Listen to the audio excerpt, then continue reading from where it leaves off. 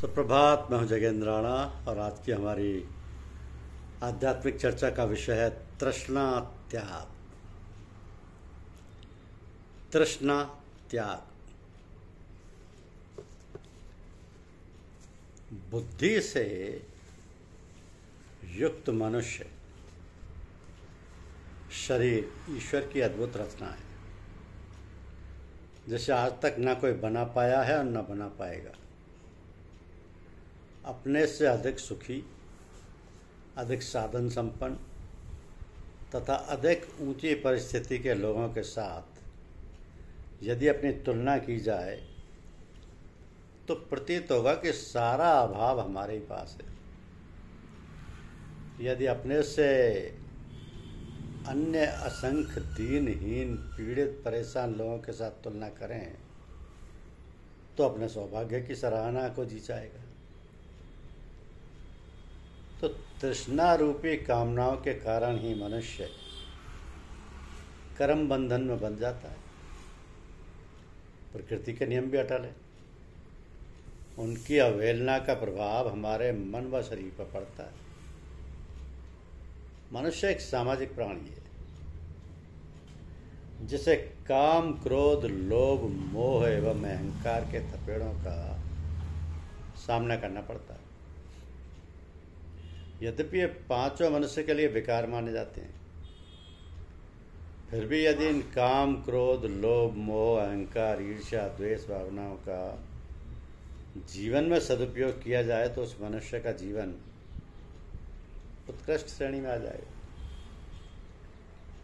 सदुपयोगता के स्थान पर यदि दुरुपयोगता आ जाती है तो मनुष्य का जीवन नरक के समान हो जाता है। यथा तृष्णा का कोई अंत नहीं है। जो इसके चक्कर में पड़ता है अपने को भूल जाता है। मनुष्य अपनी रसमयी इच्छा की पूर्ति ही सुख समझता है। मनुष्य जीवन में दुख का वास्तविक कारण तृष्णा होती है। उसी तरह लोभ अर्थात तृष्णा की खाई बहुत गहरी होती है। कुबेर महाराज के उपस्थित होने पर खाई अधूरी रह जाती है। तो इच्छानुसार संकोच मिश्रित अभिलाषा प्राप्त होने पर भी वह पूरी नहीं होती। इच्छानुसार संकोच मिश्रित अभिलाषा प्राप्त होने पर भी वह पूरी नहीं होती। दुनिया के समस्त प्रिय विषय वासनाएं मनुष्य की कामनाओं को पूर्ण करने में समर्थ नहीं है, यदि वो इंद्रियों को वश में करने वाला संतोषी ना हो। तो दूसरों के धन से ईर्ष्या नहीं करनी चाहिए और ना दूसरों के धन का अपहरण ही करना चाहिए। तो धन और विषयों के मिलने पर तृष्णा से पार पाना बहुत कठिन होता है। जब चित्त चिंतन करते करते विषयकार और विषय चित्त में प्रविष्ट हो जाता है तो तृष्णा के वेग की धाराएं मनुष्य को बड़ी प्रिय और मनोहर लगने लगती हैं, जिसके कारण चित्त विषयों में आसक्त होकर जन्म मृत्यु के चक्कर में भटकता रहता है। तृष्णा तीन प्रकार की होती है। यथा काम तृष्णा, भव तृष्णा व विभव तृष्णा। अब ईश्वर की बहुत बड़ी कृपा होने पर मनुष्य योनि मिलती है। मनुष्य द्वारा ही स्वर्ग, मोक्ष, त्रैगयोनि की प्राप्ति होती है। निवृत्त हो जाने पर मोक्ष मिल जाता है। पुण्य व पाप के मिश्रण कर्म के आधार पर पुनः मनुष्य योनि मिल जाती है। मनुष्य के अंदर किसी भी कामना के उदय होने पर इंद्रिय, मन, प्राण, देह, धैर्य, बुद्धि व लज्जा सब नष्ट हो जाती है। इस दिव्य शरीर द्वारा दिव्य कर्म करना ही श्रेयस्कर है।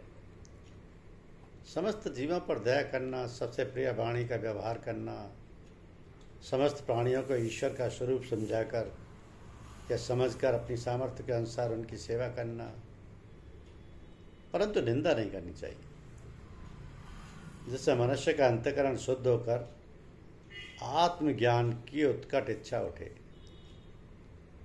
तो अंतःकरण की शुद्धि, मंत्र दीक्षा और समस्त पापों को शुभ कर्मों द्वारा नष्ट कर देना ही भगवान की पूजा है। ईश्वर अनुराग विमुख मनुष्य प्रमाद बस कुकर्म करने लगता है। जब तक मनुष्य लौकिक वैदिक कर्मों में फंसा रहता है तब तक मन में कर्म की वासना बनी रहती है। अज्ञानतावश मनुष्य कर्म वासनाओं के वशीभूत होकर कर्मों में प्रवृत्त होता रहता है। जब मनुष्य अपने शरीर में ही अहम बुद्धि कर बैठता है तो वह घोर संकल्प विकल्प के वेग में बह जाता है। तो अज्ञानी मनुष्य काम के बस में होकर अनेक प्रकार के कर्म करने लगता है तथा उसकी विषयों में रागदृष्टि लगी रहती है। विषयों की तीव्र तृष्णा मिटती नहीं, बढ़ती जाती है।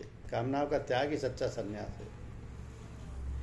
प्रारब्ध से जो मिल जाए उसी से संतुष्ट रहने वाला मनुष्य अपना जीवन सुख पूर्वक व्यतीत करते हुए ब्रह्म का साक्षात्कार कर सकता है। जिसके हृदय में असंतोष की अग्नि धधकती रहती है उसे सुख की प्राप्ति कठिन है। संतोषी मनुष्य तेजस्वी होता है। जो मनुष्य दूसरों से लेना ही जानता है वो उपेक्षित ही रहता है। जिन्हें देना भी आता है वो सबके प्रिय पात्र होते हैं। सहज भाव से निभाया गया कष्ट महानता का प्रतीक है। अभिमान से भरा मनुष्य भगवान को नहीं पा सकता। स्त्री पुरुष कर्म तो करते हैं सुख के लिए, परंतु उसका उल्टा फल होता है, वे और दुख में पड़ जाते हैं। सांसारिक विषय भोगों की तृष्णा का आकर्षण इतना मनमोहक व मदहोशी प्रदान करने वाला होता है कि मनुष्य विषय भोगों के सुख की प्राप्ति के लिए धर्म अधर्म पाप पुण्य नैतिक अनैतिक आदि का विचार किए बिना सभी कुछ करने के लिए विवश होकर अंधा हो जाता है। अतः इंद्रिय संयम, अर्थ संयम, काल संयम और विचार संयम पर विशेष ध्यान देना चाहिए। तृष्णा रहित होने पर जो प्रसन्नता तथा सुख प्राप्त होता है उसके एक अंश के समान भी बाह्य सुख नहीं हो सकता। तो विषयों की तृष्णा ही दुखों का उद्गम स्थान है। शरीर भी जिसे भोग भोगे जाते हैं वो अगणित रोगों की जन्मभूमि है। कहाँ वह मिथ्या भोग और कहाँ ये रोगयुक्त शरीर। इन दोनों की क्षण भंगुरता और असारता जानकर भी मनुष्य उससे विरक्त नहीं होना चाहता। यद्यपि विषयों का अनुभव किए बिना उसकी कटुता नहीं जानी जा सकती है, इसलिए उनकी दुखरूपता का अनुभव होने पर खुद ब खुद जैसा वैराग्य होता है वैसा किसी के कहने अथवा बहकावे से नहीं होता। थोड़ी देर की सुख शांति की तलाश में मनुष्य रहता है, सुख के लिए छटपटाता है। परम सुख प्राप्त करने के लिए ईश्वर रूपी सद्गुरु की शरण में जाना पड़ेगा। व्यक्ति के गुण कर्म व स्वभाव का उत्कृष्ट होना ही उसकी आंतरिक महानता का परिचायक होता है। बुद्धिमान पुरुष को मन में यह भाव बना ही लेना चाहिए कि सुखों का कोई अंत नहीं है। इच्छाओं को क्या कोई आज तक पूरा कर सका है? भला कामनाओं वासनाओं की अग्नि को लोलुपता के घृत से आज तक कोई बुझा पाया है? यदि मनुष्य सच्चाई समझे तो उसे फिर आज अभी से इच्छाओं वासनाओं से निवृत्त होकर लोलुपता रूपी तृष्णा से नाता तोड़ देना चाहिए, ताकि शरीर से भोगे जाने वाले कर्म बंधन से मुक्ति मिल जाए। तो हे प्रभु, आपसे यही प्रार्थना है कि अंतःकरण को मलिन करने वाली सभी क्षुद्र भावनाओं से हम सब ऊपर उठकर काम, क्रोध, लोभ, मोह, अहंकार, ईर्ष्या और द्वेष आदि आसुरी वृत्तियों पर विजय पा सके तथा मंगलमय कल्याणकारी कर्मों का आचरण करते रहें। हे पतित पावन गुरु भगवन्मय साहब जी महाराज, आप हम सभी भक्तजनों की ये पुकार स्वीकार करते हुए हम शरणागतों की रक्षा करें तथा इस दुख के सागर से पार उतारें।